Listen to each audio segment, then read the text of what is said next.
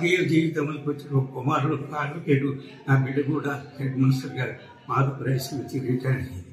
ఈ నేపథ్యంలో నా శేష జీవితంలో చేయదలుచుకున్నది గ్రామానికి కొన్ని ఉన్నాయి. ఇప్పుడు ఈ అవకాశం జనరల్ అయింది కాబట్టి గ్రామస్తులందరూ కూడా చిన్న పెద్ద నన్ను ఉండాలని కోరిండు.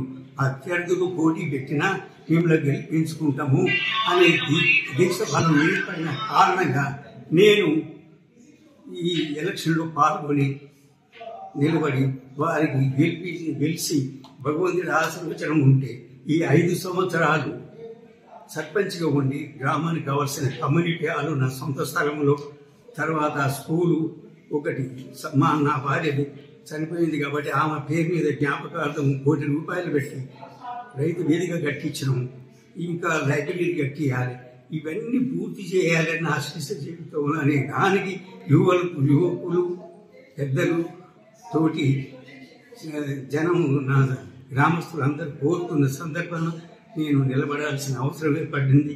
దానికి భగవంతుడు సహకరించి నాకు వారి ఆశీర్వచనంలో ఉంటే జన వాంఛ నెరవేర్చకు నా జీవితము ఈ 5 ఏళ్ళు సర్పంచ్లో ఉండి వారికి ఆ సేవ చేయాలని నిర్ణయంతో నేను నిలబడ్డాను తప్ప మా కుటుంబ నేపథ్యము మా తాతల నుంచి కూడా పేదలను ఆదుకునే తత్వము, పెళ్లిళ్ళు కూడా ఉచితంగా చేశాను.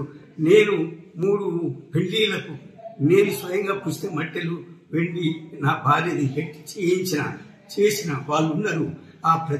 వాళ్ళు కూడా ఈ రామచంద్రారెడ్డి గారు అయితేనే ఇవన్నీ సాధ్యమైతే అనే ఉద్దేశంతో నన్ను నిలబెట్టిన కారణం నేను ఈ ఎన్నికల్లో నిలబడటం జరిగింది.